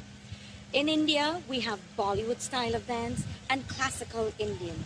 And with that, we then travel across the Kalapani, the dark waters, all the way to the Caribbean. Jaya Devi dancers will present to you our ancestral dance, which is the classical Indian and Bollywood dance. So stay tuned. You don't want to miss this.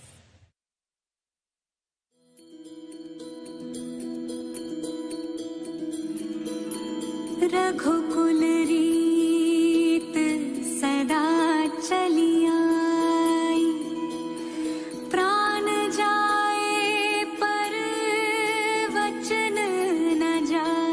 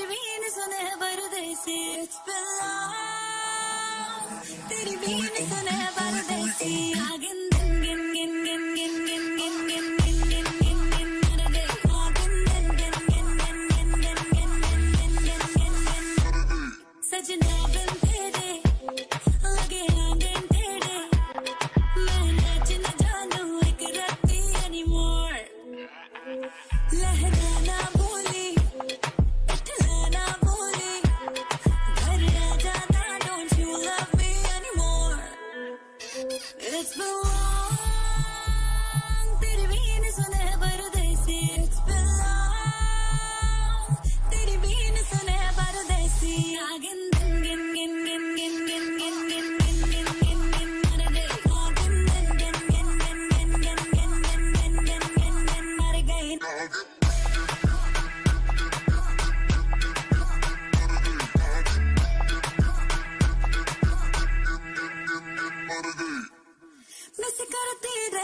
तुझको पर तू मेरा phone न पकड़े I'm the queen of the jungle फिर भी मुझसे ज्यादा तेरे नखरे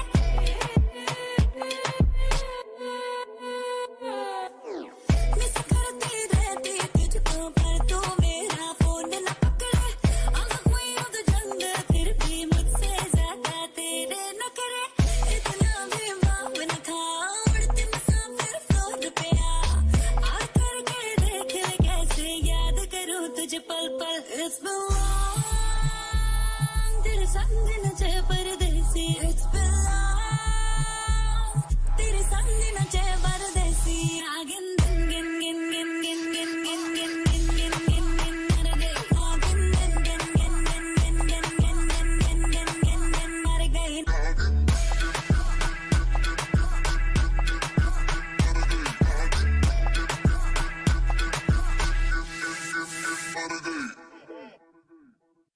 Our ancestors who left India and came to the Caribbean, where our Bollywood and classical dance from India are now influenced by the Latin and the Afro. So with that, we have our own Bollywood style called Chutney. The Jaya Devi dancers, who are Alicia Dow, Vadasha Rupnarayan, Shania Dookie, Ashley Dindyal, Varuna Rampasad Singh, and Tiffany Ramkisoon will all demonstrate to you what chutney dancing is. They will represent each country, starting with Puerto Rico to represent all the Latin countries, and then move on to Guyana, Trinidad, Suriname, Jamaica, and then we'll unite together in a chutney dance. So I hope you will absolutely enjoy the unity of the Indo-Caribbean islands in the Caribbean. Cuando yo la vi, dije si esa mujer fuera para mí, perdóname, te lo tenía que decir, está dura, dura, dura, dura, dura, que está dura, mano arriba porque tú te ves bien, está dura, mamacita, te fuiste de nivel, dura, mira cómo brilla tu piel, está dura, dímelo, dímelo cómo es que está dura, yo te doy un 20 de dieta, dura, dura, dura, tú eres la máquina de baile, si no tienes a nadie, vente pa' mi brazo, caile,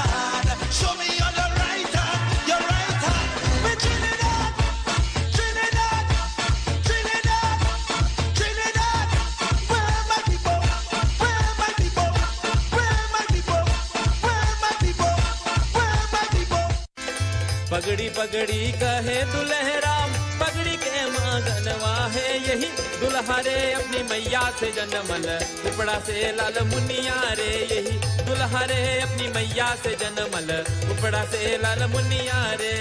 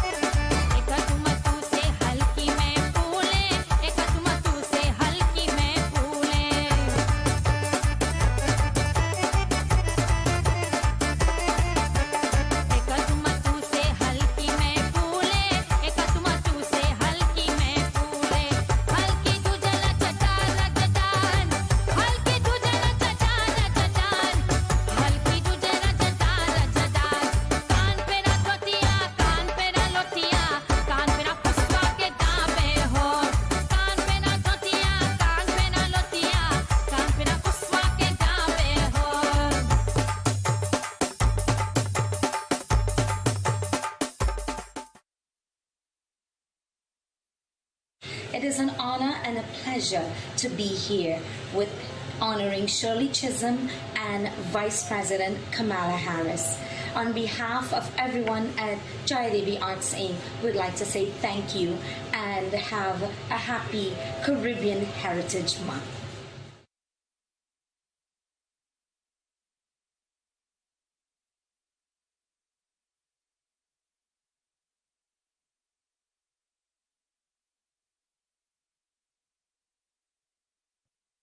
Hello, I am Wayne A.I. Frederick, President of Howard University. At Howard, there's a saying that I often hear invoked by our students and alumni. We stand on the shoulders of greats. At once inspiring and humbling, this expression reminds us that as grandiose and audacious as our ambitions might be, we are not starting from scratch. We pick up where the great ones who came before us left off, but at the same time, we are obliged to move the ball down the field, as it were, so that subsequent generations can get closer and closer to the end zone. At first, we stand on the shoulders of giants, and then in turn, we become the giants whose shoulders the next generation can stand upon. Howard alumna and Vice President of the United States, Kamala Harris, inhabits a unique echelon in this human pyramid of legendary figures. The way she's spoken of with such reverence on Howard's campus, it is clear that she's inspiring the next generation. It's also clear that her accomplishments are already serving as a foothold for the next generation to climb even higher than the heights she has reached herself. But at the same time, we cannot forget the figures who came before Vice President Harris, those individuals who taught her to find purchase in precarious and often inhospitable terrain. To be sure, Vice President Harris blazed her own trail in life, but she was able to chart a course by first following the footsteps laid down by pioneers of an earlier day and age. While Kamala Harris has many role models who help guide her ascendancy in political life, I know that the Honorable Shirley Chisholm holds a special place of honor in the Vice President's wing of the White House right now. Like Vice President Harris, Congresswoman Chisholm had the great burden and privilege of representing many different communities. As the first Black woman ever elected to Congress, the Black and female communities claimed her as their own. As a daughter of Caribbean immigrants, she was claimed by the Caribbean community and by second-generation Americans.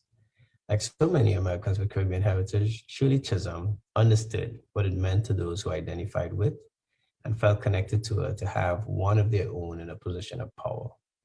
Whether she was sitting at the chair at the table or in a folding chair next to it, Caribbean Americans knew that Honorable Shirley Chisholm was going to have her voice heard, and by extension, their voices would be heard too. Howard University has always been a home for the Caribbean diaspora, a place where people from the Caribbean or Caribbean descent can explore who they are, where they came from, and where they're going. I made my way from Trinidad and Tobago to Howard University at the age of 16, following in the footsteps of many Howard alumni and faculty who had tread that same well-worn path. There was Dr. Carlton Alexis, interim president of Howard, the Honorable Eric Williams, the first Prime Minister of Trinidad and Tobago and a member of Howard's political science department, and Stokely Carmichael, the civil rights activist. There were also the nurses who worked alongside my mother in the Port of Spain Hospital, and the doctors, many of whom had received their educations here at Howard before returning to Trinidad and Tobago to serve their communities. Of course, you have Howard alumni who hail from all parts of the Caribbean, including Keith Mitchell, the current Prime Minister of Grenada. And the list goes on today as Caribbean students continue to flock to the Mecca, leaving an indelible mark on our university and campus community. Shirley Chisholm meant so much and so many things to a wide array of people. I admired her unyielding advocacy for her communities that she represented, but I also appreciated her independence from them.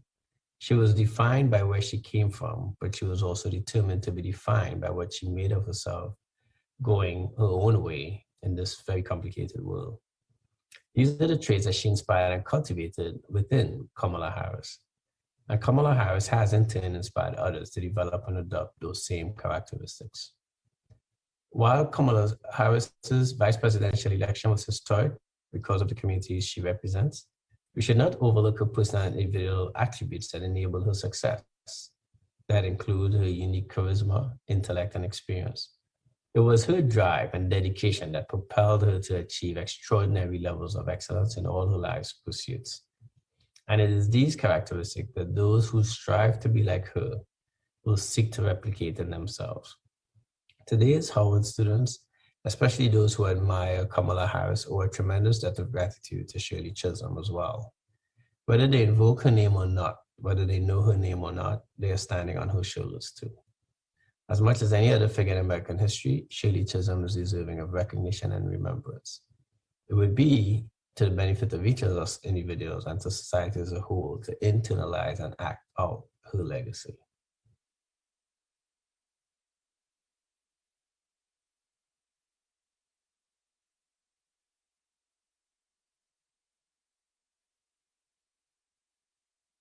Through all my travels, I've realized an island is only as big as its heart. And in my time in Barbados, I've seen the heart of the island, even through the people, through the food, even through the rum. The way we travel has completely changed, but it's the best feeling to know that peace of mind is right within our reach. But I can tell you, my experience here has been so seamless. The guy who's my taxi driver, his name is Big Apple. He has true Bayesian spirit. He's welcomed me into this island, and he's given me the most authentic experience.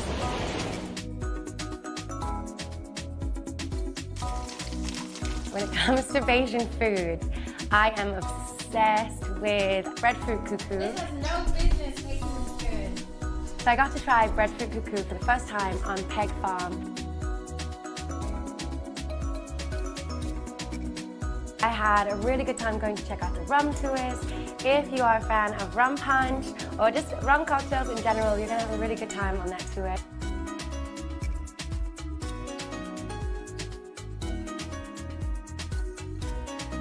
And Barbados, if you do not know, has incredible water. They've got some amazing underwater shipwrecks. The turtles here are beautiful and they feel so friendly. This island has big stories to tell and big moments for you to capture. So when you're ready to reimagine the way you explore, Barbados is open, and so is its heart.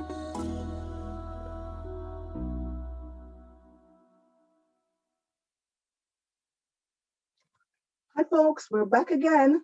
You know, I have some really interesting comments here that were passed on to me that I thought would be good for everybody to enjoy. Please bear with me here. Tracy says in this chat, wow, fabulous tributes and information. Another comment said, again, shout out to Miss Shirley. This reminds me of the playwright and actress Ingrid Griffith, unbossed and unbowed. She's awesome. Let's see. Bear with me here. More positive comments. Raquel Marshall, fabulous, smiley face, fabulous presentation. Well done, CHO, TT. Raquel, how did you like that dance? The chutney. Move your right hand, up your right hand. And great performance by the Bajan dancers. I sent participants, oh, this is a good one. I sent participants to the website to purchase t-shirt. One was purchased, yay. Let's have more than one t-shirt purchase, folks.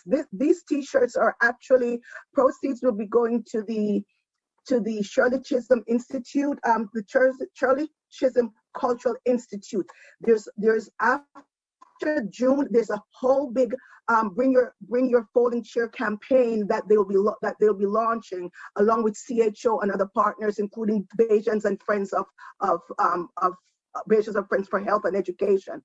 And what we want to do with monies from these t-shirts is to help the SCCI, Shirley Chisholm Cultural Institute, in their endeavors to get, number one, to help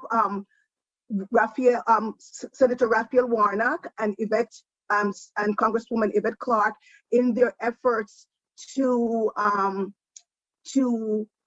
get the Congress to pass the bill to get the statue of Shirley Chisholm erected in the Capitol, in the U.S. Capitol. She deserves a place there, and I'm really glad that all this attention is brought back to her, and we really have to thank our Vice President Kamala Harris. All through history, ever since Shirley Chisholm, women have made, women in politics, I should say, they have really progressed to, to different levels of, in the U.S. Congress, and Shirley and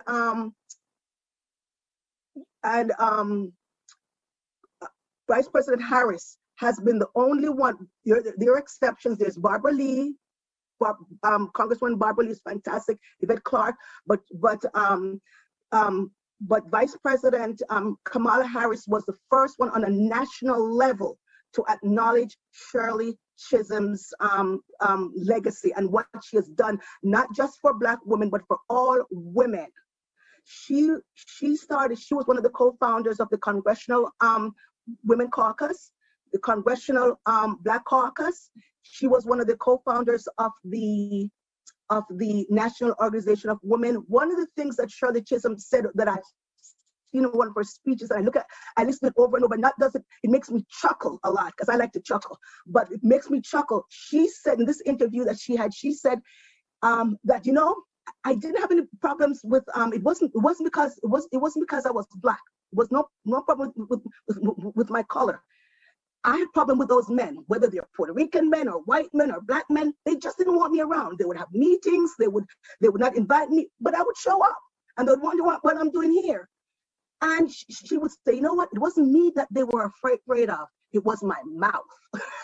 And so we just want to get that legacy going and have her really have a rightful place in American history, which is the world history. This woman has influenced so many. Barack Obama wouldn't the things that she had to go through, and that you saw in the movie that she was not allowed to do. She was not allowed. She was denied to be in the debates, and she had to file lawsuits, and she won. And then what happened? They had her there by herself, hardly any coverage. So yes, please support the Shirley Chisholm Cultural Institute, and going forward, the T-shirts that we have called "Bring a Folding Chair." In this age, everybody is saying, "Oh, I want a seat at the table. I want a seat at the table." What if there's no seat there? You bring your own folding chair, right, Barbara? Right, Barbara.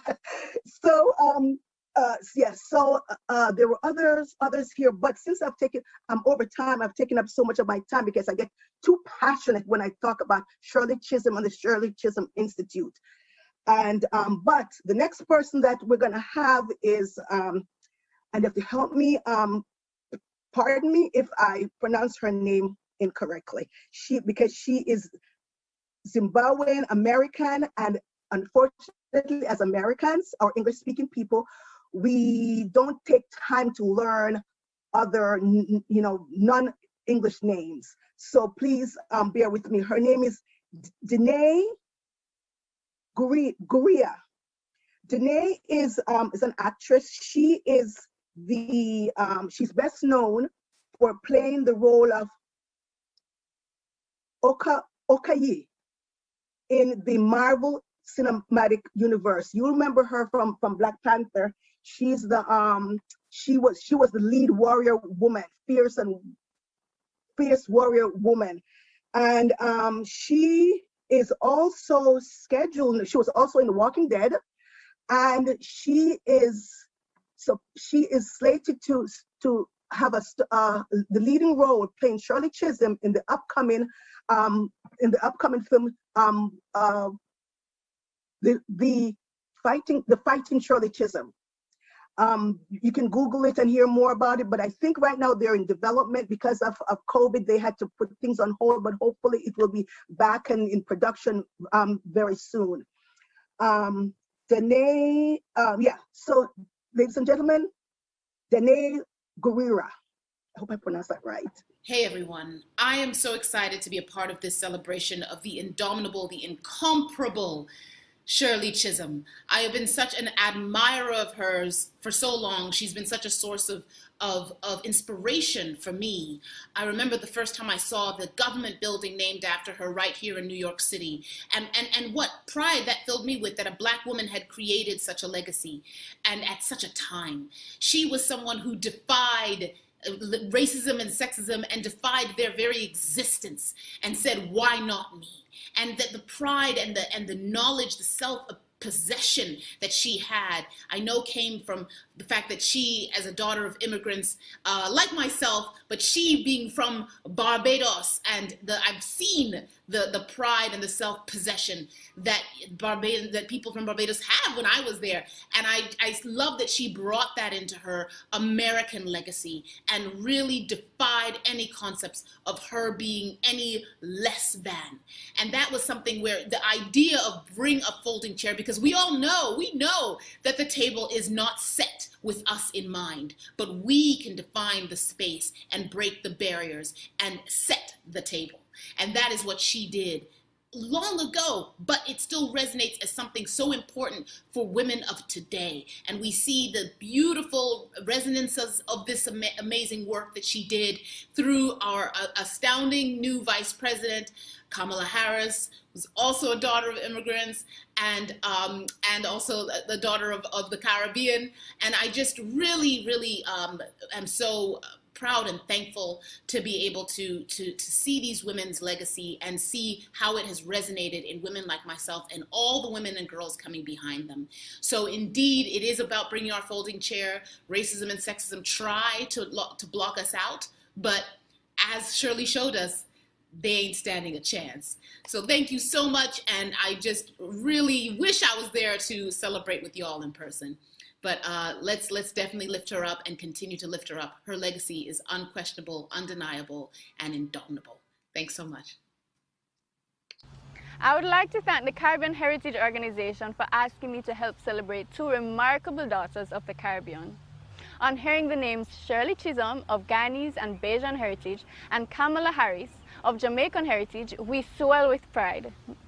The Honorable Shirley Chisholm in 1972 bravely walked the path of the presidential leadership for the USA as a woman, and as a woman of color, this was a powerful statement. The Honorable Shirley Chisholm's bravado paved the path for Madam Vice President of the USA, Kamala Harris. It is now history. Madam Kamala Harris succeeded and is a woman vice president that helps to lead the USA and indeed the world. This performance of Jamaican folk songs is dedicated to them. Big up the Honorable Shirley Chisholm and Madam Vice President Kamala Harris. Please enjoy.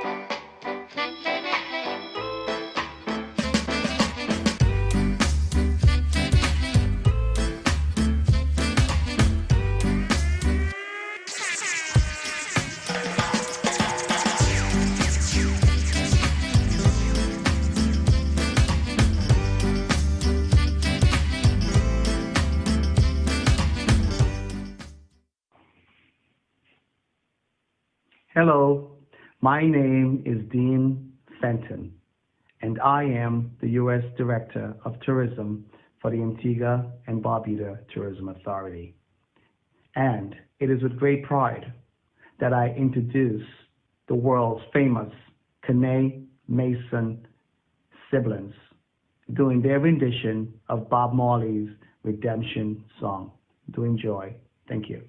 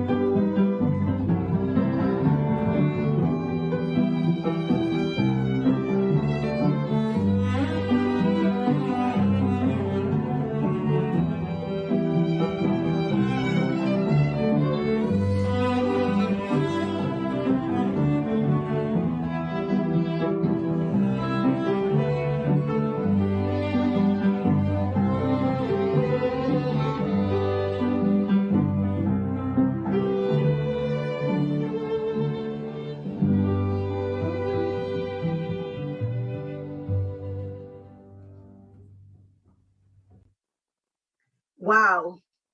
What do you get when you cross a Somalian and an Antiguan? You get all those 8 kids, or 8 kids, and they all love they all love music. They all love classical music, even though they also enjoy others. Of course, Bob Marley. They also enjoy reggae music and everything. And I don't know if anyone remembers the one on the cellist, Shakur. Shakur was the one was the young man who played at Harry and Meghan's wedding. So yeah, The next thing that we have here now, we have another giveaway. And for this giveaway, these are things also that if nobody gets the answer for, I'm gonna put them in my chest, my grandchildren hope chest. And it is Ziggy Marley, Family Time More. I don't know if you can see that CDs. It's Ziggy Marley and his children. You know, they sing and they sing and just have fun. And then I also have some T-shirts for children, size medium. Yeah, they're all size medium. And the question is, well, you know what? Before we get to that question, the question is, let's do that. The question is, what was Shirley Chisholm's maiden name? And while Denise is working on that, I'm going to read some more of these comments. Ambassador Shirley Elizabeth Barnes says, this is wonderful. Nikki says, this is a wonderful event. Thank you. Ambassador Shirley Murphy again said, thanks again to all awesome Caribbean Heritage Month. Oh, my thing here is not working. Awesome Caribbean Heritage Month celebration 2021. JC, okay, join them at the New Jersey Carnival Family USA. You didn't give a date for that, Ambassador. And gosh, we got some really Roseanne Myers, she said, I had the privilege of meeting Shirley Chisholm when she visited my school on her last visit to my school. It is a memory that caused me to read the book on her life as at this time I did not know why she was so acclaimed. I feel blessed. And speaking of her book, I have to give credit to Chutney Rice. Chutney Rice, he works for CMC, the Caribbean Media Corporation in Barbados. I'm sorry, the Caribbean Media Company in Barbados. Chutney has been really, one of my backbones. Well, there's only one backbone, but you know, on a particular day, he was the backbone for that day. And I thought I knew everything I needed to know about Shirley Chisholm until he told me, you got to read the book, Unbought and Unbossed. You got to read the book. And folks, I'm telling you, if you can get what you can get, it's on Amazon. I tried to get an original, and they're like over $1,000 now if you can get one at one of the stores. But that book, Unbought and Unbossed, is absolutely wonderful, and I could not put it down. Even with everything I was busy with doing, I could not put it down. Somebody says, Sammy says, what a political lineup. Rashida said, Rashida Muslim is the winner, whatever that means. Sorry? Excuse me? Oh. Oh, I just found out what that means, that Rashida Muslim is the winner for that question. And the question is, the answer is Saint Hill. And so Rashida, make sure you give Denise all your contact information so that we can get this off to you. And once again, unfortunately, like I said, because of the of my background here, we didn't kind of practice that. Those shirts, I have some shirts to show you guys here that that's going to be, it's not just the shirt, it's going to be a campaign that the Shirley Chisholm Cultural Institute will be doing, will continue to do post-June. It's to just, especially in this day and age, to bring attention to Miss Chisholm's legacy through all the social injustice that are the social reckoning, I should say, that especially the US and the UK are trying to do right now. So get that T-shirt, and get that T-shirt and join and donate to the Shirley Chisholm. Or you know what? They also need volunteers. I just got a comment that says Linda Paris, amazing to learn more and to experience the diversity of the artistic practice. Yeah, yes, thank you. And folks need, the Shirley Chisholm Cultural Institute is where you need to go.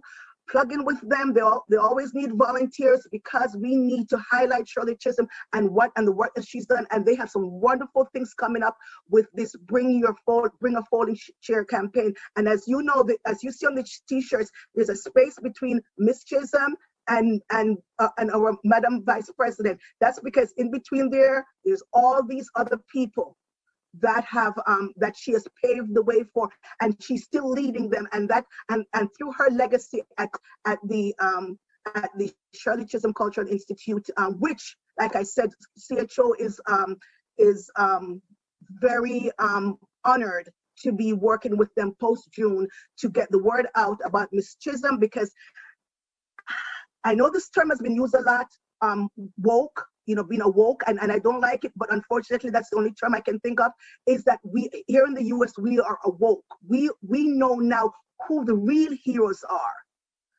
and Shirley Chisholm is the hero of women, and women of all stripes, and Black women in this country especially, and Blacks on a whole in there, but that statue needs to get built. Call your congressman, your congressperson, man, woman, and let's get that built, and let's support her legacy. Barbara had explained all the things that they've done already, and COVID wasn't very kind to them, like all of us. COVID wasn't kind to last year, so whatever support that you can afford them, please do that. And will my guy tell me what I got to do next? Is that it for me? That's it for me. Okay. He said that's it for me, and I just say thank you. Thank you guys for coming. Thank you guys for bringing your folding chair. Hopefully you did, and you're sitting on your folding chair, or even in your mind, you have your folding chair, and for spending your evening with us. And I hope you enjoy the entertainment. And with the entertainment, there's a lesson in everything. Any kind of Heritage Month in America, whether it's African American Heritage Month, in Black History Month in February, Asian Pacific in May, Caribbean Heritage in June, Hispanic Heritage in September, October. It's a time for everyone to learn. It's an education time to learn about these different cultures that have made this such a wonderful, wonderful nation. So I hope you were able to learn something from this evening and also enjoy it. Thank you very much.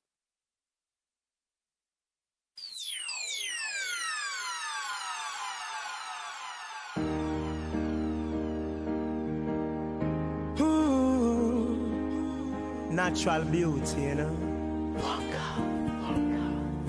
Tell.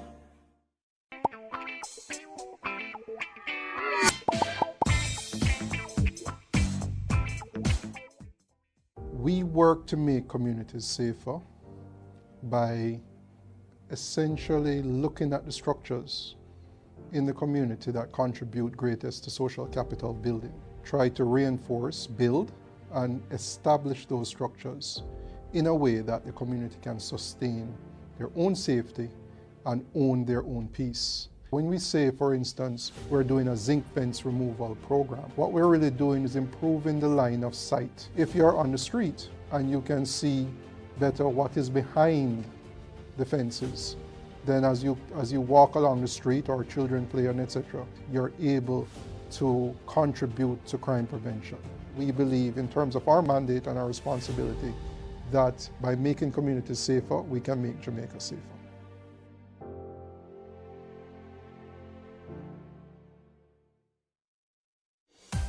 Jamaica, home of the resilient, passionate and hard-working.